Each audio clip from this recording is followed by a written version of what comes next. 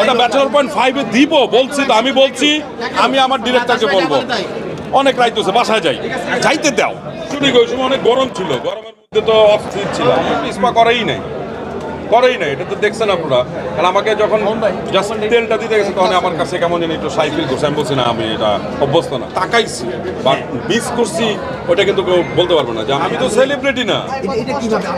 আমার সাথে ঈদ হচ্ছে, এটাই তো গিফট। আর কোনো গিফট লাগবে? আসবে খুব শীঘ্রই ব্যাচেলর পয়েন্ট আসতেছে, খুব শীঘ্রই। আবার ওই নাটকেই দিব, ওই ব্যাচেলর পয়েন্ট 5-এ দিব ইনশাল্লাহ।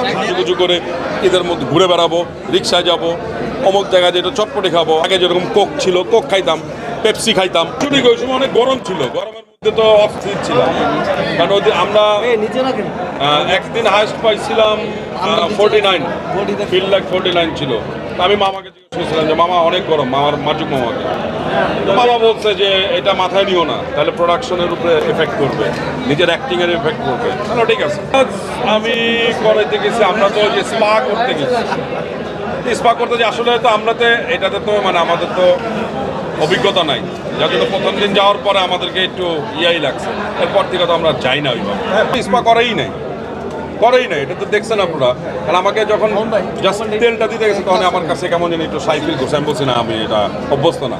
কারণ আমি তো বাস্তব জীবনে অভ্যস্ত না। এটা তাকাইছি বা মিস করছি ওটা কিন্তু কেউ বলতে পারবো না যে আমরা না। কারণ আমার 2 বন্ধু গেছি ওইখানে, আমরা তো আমাদের মতো এনজয় করতে গেছি। আমরা কিন্তু কোনো মানে নারী মিস করা এটা কিন্তু কখনো বলতে পারবো না কেউ।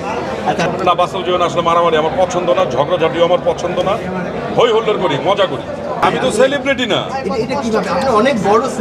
আমি সেলিব্রিটি না। এবং আমার এখানে যারা আসছে, যারা সাংবাদিক, সবাই তো আমার ভাই ব্রাদার, মানে আমার ছোট, সবার সাথে আমার বন্ধুর মতো সম্পর্ক, ভাই ব্রাদার সম্পর্ক। সেলিব্রিটি আসবে খুব শীঘ্রই ব্যাচেলর পয়েন্ট আসতেছে, খুব শীঘ্রই। আবার ওই নাটকেই দিব, ওই ব্যাচেলর পয়েন্ট 5-এ দিব ইনশাল্লাহ।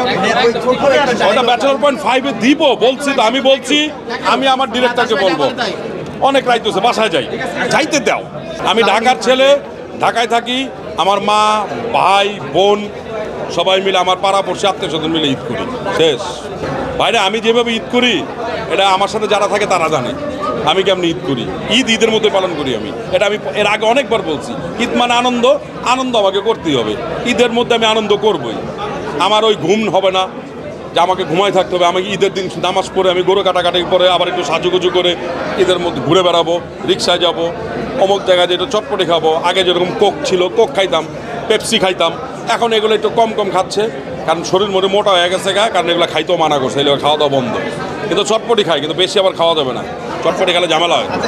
না, আমি তো বলছি ঝগড়াঝাটি আমার পছন্দই না, মারামারি কাটাকাটি ঝগড়াঝাটি আমার পছন্দ না। আমি হই হুল্লোড় করবো, যার জন্য আমি রাত্রেবেলা অনেক জোরে জোরে গান শুনি। গিফট করি নাই, কিসের গিফট করতে হবে? ঈদ আমার সাথে করতেছে, এটাই তো গিফট। আমার সাথে ঈদ হচ্ছে, এটাই তো গিফট। আর কোনো গিফট লাগবে? আর লাগবে? আমার সাথে তো ঈদ হচ্ছে, আমি তার সাথে করতেছি। সে আমাকে গিফট দিছে, আমি তাকে ওই গিফট দিচ্ছি, শেষ। দেখা হবে, সবাই ভালো থাকবো, সবাই ঈদ মোবারক। আর একটু গোশ কম খাইতে হবে, কারণ শরীর মনে ভালো না।